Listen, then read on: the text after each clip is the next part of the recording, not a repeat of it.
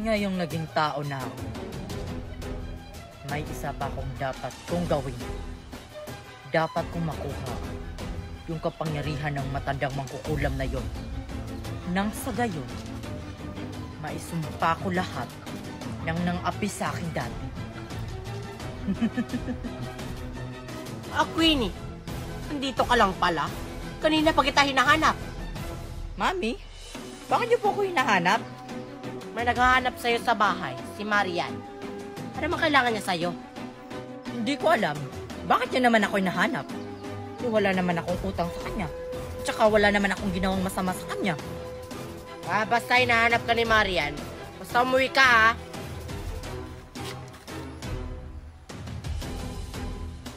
Alam ko na kung bakit ako hinahanap ni Marian.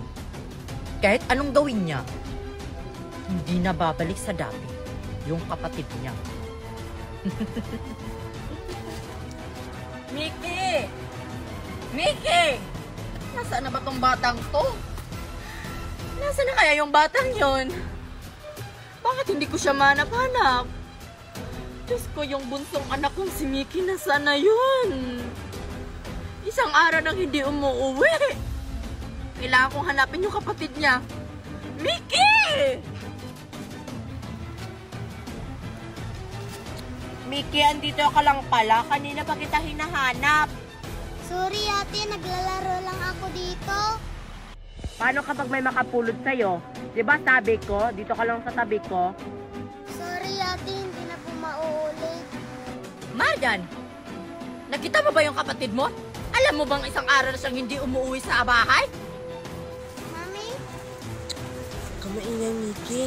Kailangan di mo na malaman ni Mami na naging aso ka. Lagot ako nito. Nakita mo ba yung kapatid mo, Marian? Sumagot ka nga sa akin. Sige ate. Mami, si Mickey po. Hindi po kami magkasama. Hindi ko po siya nakita. Ganun ba? Asa na kaya yung kapatid mo na yon? Tulungan mo nga akong hanapin yung kapatid mo. Nag-aalala na ako sa kapatid mo, Marian. Baka na paano na yon? Sige po, Mami. Ako na pong bahala. Tutulong po ako sa paghahanap kay Mickey. Siguraduhin mo ha, mahanap mo yung kapatid mo. Pupunta muna ako sa police station. Magpapatulong ako sa mga pulis. Ate, hanapin po natin si Queenie. Dapat lang natin siyang hanapin para maibalik ka na sa dati. Ayaw kong maging aso habang buhay. Hanapin natin si Queenie. Tatara, at saka yung diwata.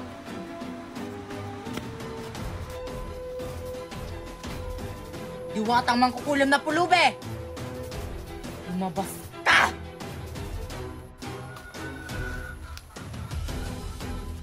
Kung ayaw mong lumabas, pues, papatayin ko yung batang sinumpa mo!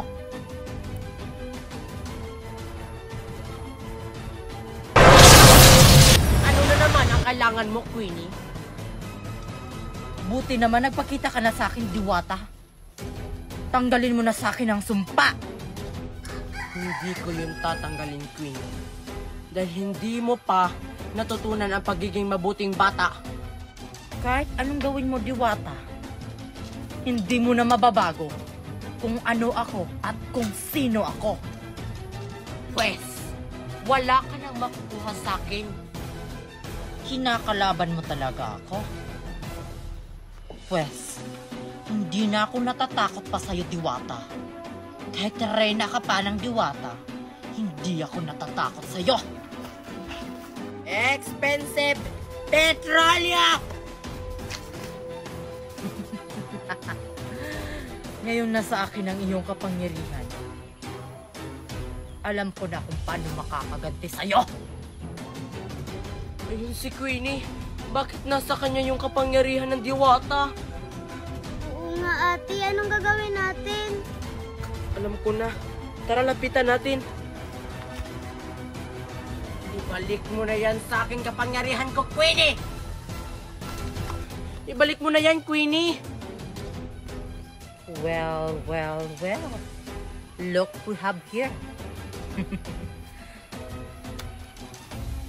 Babali, babali, bali, bubu! Anong ginawa mo sa akin, Queenie? Tulungan mo ako, Diwata! Diwata, tulong! Pasensya na kayo. Wala akong magagawa dahil wala ang kapangyarihan ko sa akin. Ngayon, gusto kong maranasan kung paano maging teddy bear. Isusumpa ko kayo. Gagawin kitang teddy bear, Maria. Expectum Patrona! Queenie, huwag mong gawin ko sa amin. Oo nga, Queenie! Itigil mo na yan, Queenie. Kung ayaw mo makatikim sa isa ko pang kapangyarihan. Nagiging ako.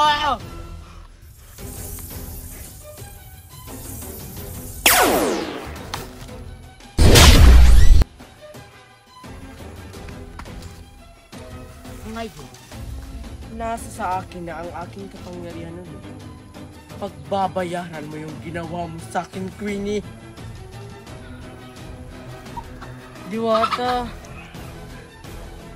huwag niyo pong gawin yan sa akin. Pakiusap po. Diwata, kayo na pong bahala kay Queenie kung anong gagawin nyo dyan. Oo. Ako nang bahala. Bobbly, bobbly, bobbly. Pakiusap, Diwata, huwag niyo pong gawin yan sa akin. Ayaw ko po ulit maging teddy bear. Bobbly, Pakiusap po.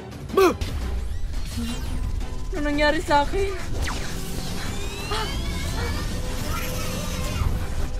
Marian, Mickey, tulungan niyo ako, Diwata.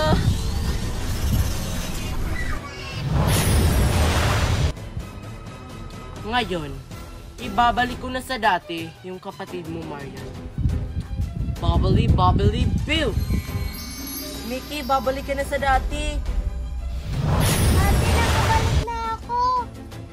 Kayo nang bahala kay Queen kung anong gagawin niyo sa kanila.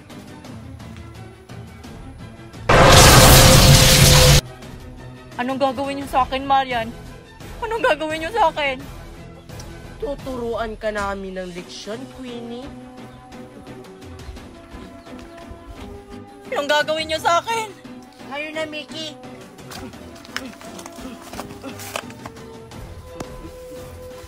Ah! Well deserved. Tara na, Mickey.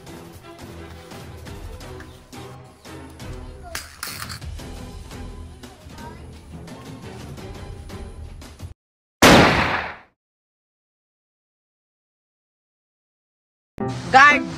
Bantayan mo maigi dito ha. Dapat wala makapasok na hindi nagbabayad. Ah, sige po, Ma'am Queenie. Magaling. Sige, papasok na ako.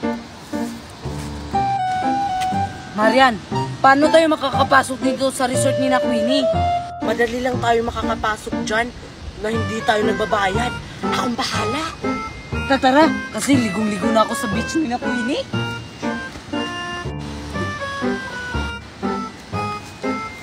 Hep, hep, hep, bayad niyo. Eh, sino ka naman? Para singilin kami ng bayad. Ako ang guard dito, bakit?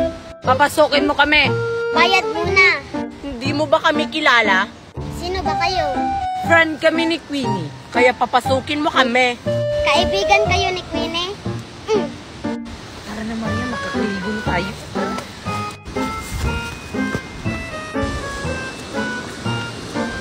Ang ganda talaga ng resort namin. Magkakaligo na tayo.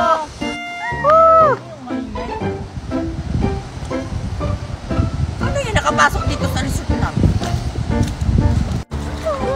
Oy, Joshua, Marian!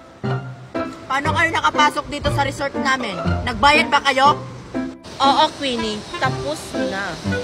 Mabuti naman. Akala ko hindi kayo nagbabayad dito.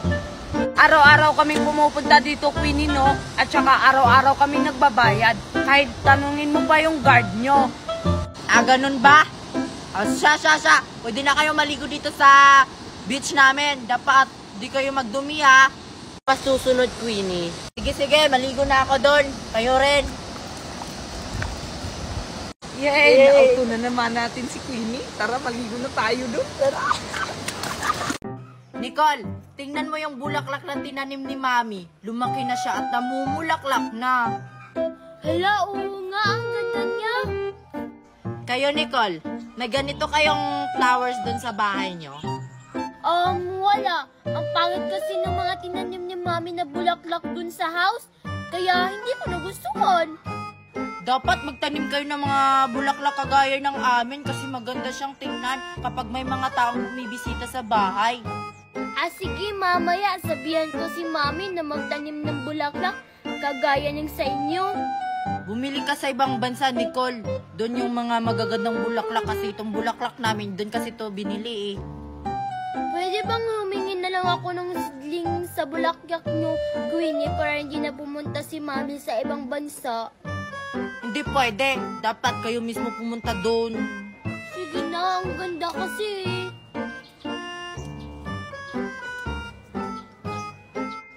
Hala ka! Bakit mo pinitas yung flower? Lagot ka kay Mami kapag nakita ka. Hindi ko sinasadya. Lagot ka. Mami, yung bulaklak mo, pinitas ni Nicole. Hanap! Pinitas yung bulaklak ko! Mamahalan pa naman yan! Oo, Mami, tingnan mo.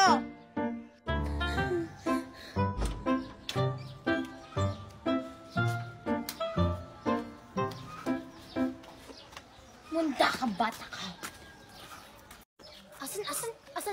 Asan, anak? Yan, Mami, oh. Ito. Kadugtong to rito. Ikaw bata ka! Bakit mo pinatas yung bulaklak ko? Alam mo bang mamahal yan? Pinili ko pa yan sa ibang bansa. Bayaran mo yan! Hindi ko naman po sinasadya eh. Si Queenie kasi hindi niya ako binigyan ng sidling para hindi na pumunta yung mami ko sa ibang bansa.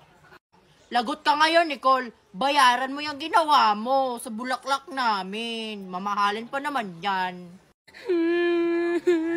Huwag mo kong iyakan kang bata ka ha. Nagpapalusot lang yan, Mami, para hindi makabayad. Hindi ko naman sinasadya eh. Umuwi ka sa inyo, Nicole, at sabihan mo yung mami mo na bayaran tong bulaklak nyo na sira mo. Sige po. Sabihan ko po yung mami ko. Sige, Queenie, bye-bye. Wow! Ang sarap-sarap ng pakwan ng galing Baguio! Ay, Tuper! Wow! Queenie, anong ginagawa mo dito? Ano yung nasa likod mo, Tuper? Mukhang masarap yan. Kokomelon ba yan? Hindi sa akin to. Kay Chichay to, pinahawak lang sa akin. Ganun ba? Ang Tuper, pakagat naman ako. Total, kachichay naman yan. Basta, wag ka lang maingay. Hala, kakagat si Queenie. Baka malaki yung kagat niya. Sige na, Tuper.